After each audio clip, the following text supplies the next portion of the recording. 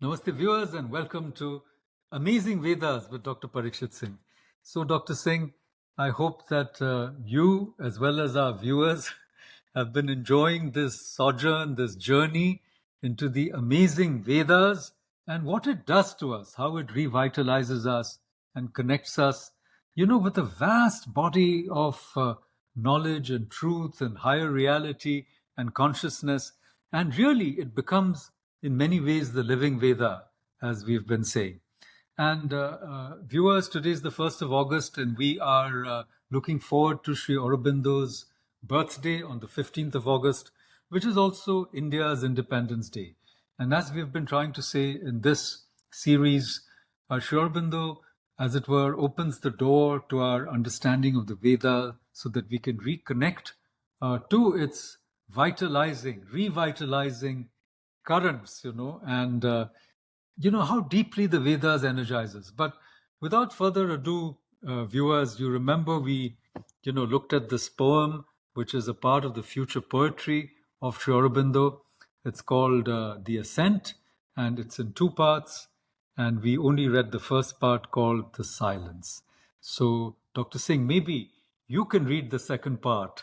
And it's also very beautiful. It's called Beyond the Silence. Do you have the poem in front of you? Yes, I have it. I'm just great. But playing. before you read the second part, I just wanted to say one thing about the first part. See, it's interesting that when I first edited the Sri Aurobindo Reader for Penguin many, many years ago, I was so deeply attracted to this poem.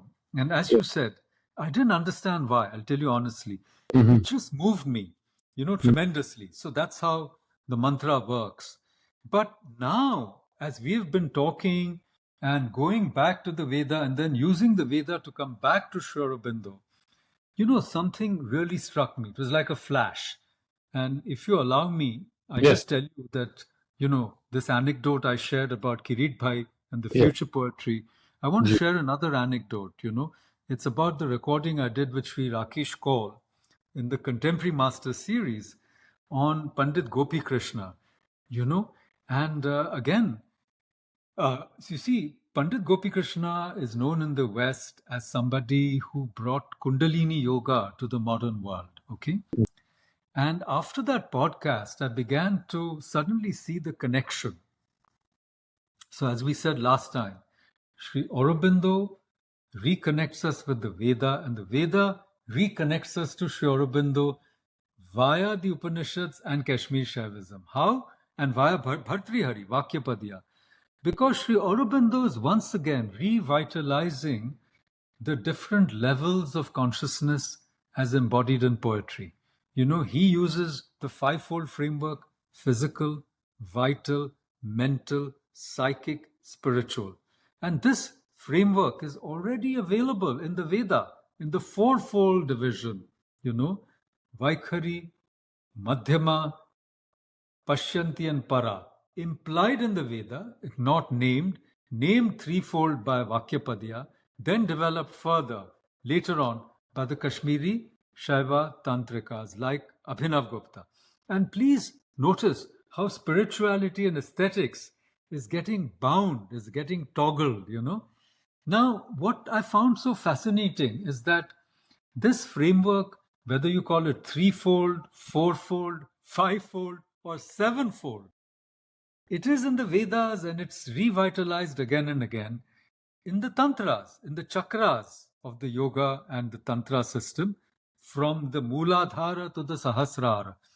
And so, what I'm trying to say is, Sri Aurobindo, in revealing the modern Veda, is revitalizing all these chakras. It's which Reiki also did. Remember, Dhyana became Zen. It went from India.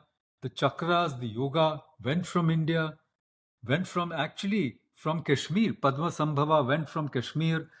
So what Sri Aurobindo is doing is he's reconnecting all this in a grand synthesis, in which we re-spiritualize our lives through a modern yagya. So, what I wanted to say, Dr. Singh, is after that Gopi Krishna episode, I suddenly realized that this first part, Ascent, is all about Kundalini Yoga. It's all about the spirit rising up, in the various chakras and ultimately freeing itself from the physiology itself. Because they say the chakras are biological. That is what, after all, Gopi Krishna ji, Pandit Gopi Krishna was saying, that this is not mystical. Please don't make it mystical. Consciousness is biological. It's an evolutionary force, like Birdsong was saying, it's the elan vital. And what in a way, Pandit Gopi Krishna said, which is so fascinating, though he doesn't talk much about Sri Aurobindo, he's saying that it is a cosmic evolutionary force. So nature is also evolving. So the Yes. whole poem Ascent is about the aspirant, is about the sadhak whose kundalini is awakened and then it's rising up.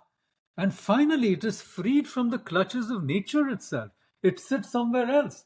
It's able to see everything like a witness. He uses the word witness.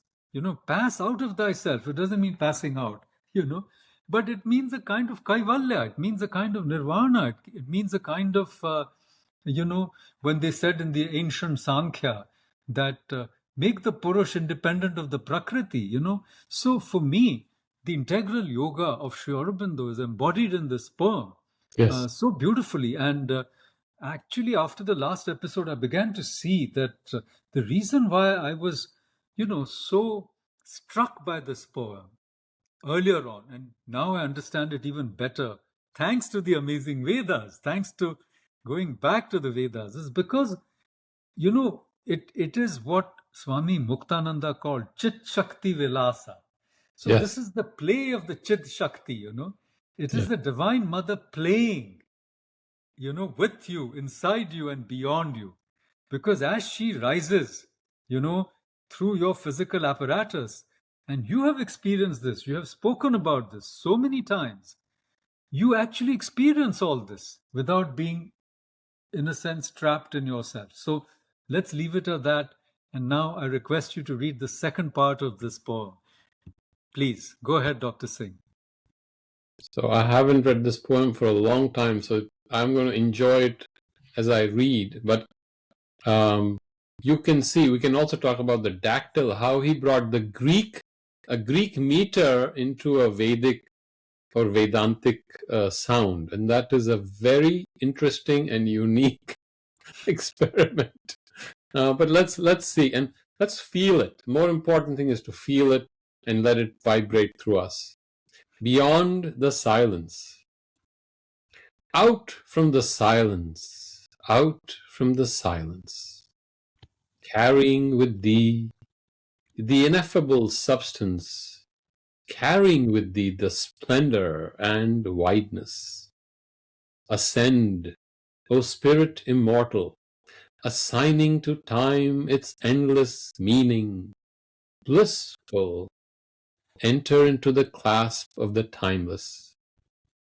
Awake in the living eternal, taken to the bosom of love of the infinite, live, self-found in his endless completeness, drowned in his joy and his sweetness, thy heart close to the heart of the Godhead forever.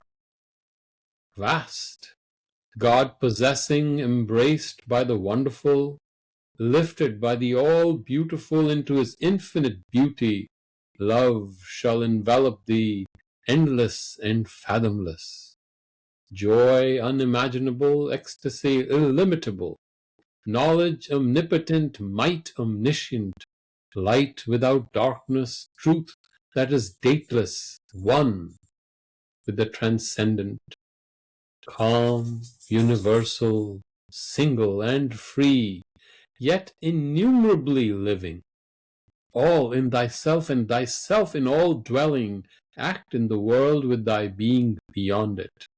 Soul, exceed life's boundaries, spirit, surpass the universe, outclimbing the summits of nature, transcending and uplifting the soul of the finite.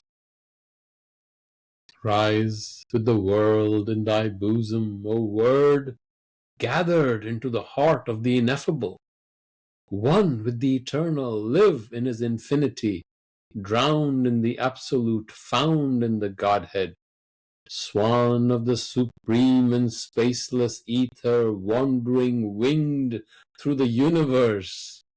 Spirit immortal. The Wow. sound is beautiful. I'm drowned myself in it. He So like plays. goosebumps. It's Yes, goosebumps. amazing poem. The Swan Eternal, the Paramahamsa. But Dr. Singh, one of the amazing things about this poem, now that I come back to it via the Vedas, is that it is in a way a summation of the entire sadhana or the entire, you might say, philosophy even of integral yoga Yes, or of the divinization of life. yes, Because it most people think that sadhana is basically a one-way ticket or a one-way street, right? That you start somewhere, you start at the physical or the material, and you go through some transcendence or whatever, and then you just exit. But that is completely incorrect. Sadhana or the spiritual path always has two steps. The first step is to go beyond or to free yourself of the limitations, to attain swamitva, so to speak, to yes, become the master and not the slave. So to become from Pashu to Nara and from Nara to Shiva. But the journey doesn't end. The second step is the return. You yes, see, if you just vacate, if you just go away, you know, it's not a one way ticket because it's not that this, oh, sorrowful world, oh, dukkha, dukkha, dukkha, let me be free of thee, let me vanish. No, you have to return and you have to do your duty, so to speak, by the world, and all great masters have done it. Look at Jesus. He went away, 40 days he spent in the wilderness, in the desert, fasting, praying, whatever.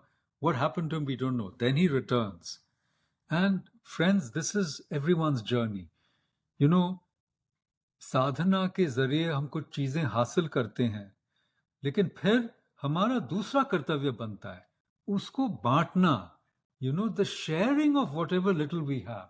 And if we don't, if you hoard it, you've learned something, you hoard it, then you're like one of those panis and the vritras or the valas. Spiritual knowledge has also to be scattered. So in other words, Sri Aurobindo is first asking the sadhaka, asking the spirit inside you to rise above nature. And then the second step is to live the divine life, to manifest that. What is that divine life? Okay, nobody knows it because, we haven't spiritualized ourselves. But, when we say, Mrityor mar amritam gamaya, right? It doesn't necessarily mean the physical immortalization. It may, who knows? But it really means that vasansi jirnani, in my view. You're free. Like the Paramahamsa, you're drowned in the absolute. You can roam freely. So it's like being a part of the civil service of the divine. Wherever they send you, you have to go there. No, it's not up to you. Your next posting may be in some other world. So you see, this is the beauty of poetry, that it takes you from one world to another world. And I'm reminded of the lines of the great Muhammad Iqbal, a great poet. So when he says, because he was also influenced, as it were, by Sri Aurobindo, I believe, and by Nietzsche and by many great poets, and he was also one part of him was a very deeply spiritual poet. So what he says is the way the divine reveals itself to you. It's like parat dar parat. It's like the kanchukas, the veils. The veils are rent, veil by veil, and the evolution is infinite because the divine is infinite. So just as this poem takes you level by level, and the future poetry, Sri Aurobindo says how the crude words, which is very physical and then just vital, and then how you move higher and higher like even in Keats, where, the wine is spiritual and the bird, it's, it's an immortal bird. And who can touch thee, immortal bird? And what does the bird sing of, right? So now back to you, Dr. Singh, and please give us your not concluding, but your thoughts on this second part of this poem, Ascent. Well, just a couple of things, and just the beauty of the Vedic canon or the literature is, even if you, and this is just my humble opinion, even if you just analyze it as literature and you read it as we say the patha, and you absorb it just deeply, as the Gita says, what is the word? Dhrit grihyate. You absorb by holding it. You hold it and then you absorb it. Grahana, by holding. And I think it comes in the 6th chapter. I think it's the 25th verse, 25th shloka in the Gita. It's a very powerful word he used. I think the word is dhrit grahiyate. Sorry, dhrit grahiyate. Very powerful. And that's how even poetry, if you hold it and then you absorb it, then it starts transforming you. And that's the genius of the Vedic poem. But look at this. The interesting thing, the first poem is the silence. The second one is beyond the silence. So you go even beyond the silence. Silence is not the end. And look at the lines, how the dactylic, he talks about out from the. So long, short, short. That's how the quantitative meter is. But Sri Aurobindo considers even the stress. It doesn't have to be long. Even the stress he considers as part of the long. But here, out is long. The sound is longer, out, but it's also full of the stress. Out from the. So that's the dactyl. Then silence is not a dactyl. It is more what we call a trochee. So the long and short, silence. Then again, out from the silence. And it suddenly gives you a different sense. Carrying with is a dactyl. The in, again a dactyl. Effable, substance. So now he has again taken a substance as a trochee. So you can play with that sound, how he has created in English, although obviously the Greek meter is unique to Greek poetry and Greek sounds, but he has kind of brought that into a different way, a different sound. And I wonder if the dactyl is more conducive to the Vedic sound. Why did he bring this? Carrying with the splendor and wideness. See how he has almost like stretched the limits of the meter. Swan of the supreme and spaceless ether, and doesn't stop there. Wandering winged through the universe. And then he kind of just closes it almost like the Gayatri mantra. You give a long, 2 padas, and then you close it with the 3rd pada. Spirit immortal. So he is, beautifully, he has taken aspects from the different chandas and he brings it out in with his own modulations and plays, but he keeps the point, counterpoint together and creates a different kind of poetry. And I think the future poetry, if we can take his hints, his suggestions, and then go even beyond the suggestions he has given, because that's what he would have liked us to do. Experiment with them, take ideas, learn from him, absorb him in our marrow, and then even go beyond that, out from the silence. And I think that would be what our best gift to Sri Aurobindo as our teacher would be, to try to exceed even him in poetry, experiment with poetry, create new things. And what did you call it? What a beautiful phrase. Chit Shakti Vilasa. What a amazing phrase. The Vilasa, how would you translate Vilasa? The splendor of the Shakti, or the vast opulence, would you call it? Vilasa? Also the playfulness, the joy, the joy, yes. Joy de vivre, the jouissance, yes, the Shakti delighting in herself, yes. and manifesting in her splendor, Yes. So it's amazing. But I mean, I was, viewers, please, Dr. Singh has given us a way to, hold the poetry and usko grahan karna hai. We have to internalize it. And, its vibrations, it's the sounds of it. I mean, we could spend months just talking about this poem. Line by line, we could analyze Absolutely. it. It sounds, but I wanted to say that just see the mantric, because when people say give me a mantra, so Yeah. Sri Aurobindo is giving you a mantra that into the silence Yes. and then out from the silence. Yes. So this is what we've been saying is sadhana, into the Veda and then out from the Veda, Yes. into Sri Aurobindo and Yes. out from Sri Aurobindo. Yes. Because these are tirthas, as it were, the metaphor of water. Spirit is your breath Yes. into the body and out from the body.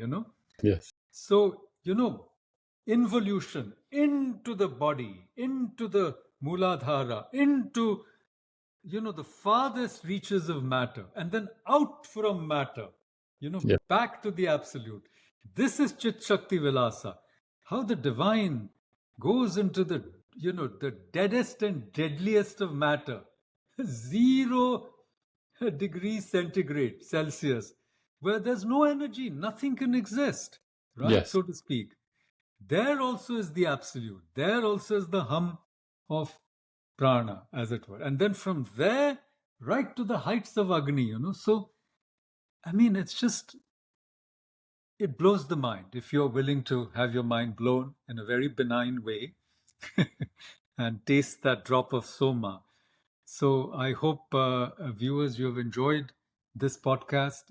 Or vodcast, if you have, please like, share, and subscribe, and do join us on our journey with the amazing Vedas. And do follow us on X. Do check out Dr. Singh's new book, Veda for Gen Z. We're going to talk more about it, I promise you. And Dr. Singh, any concluding thoughts? Well, I hope our podcast becomes more of an oddcast.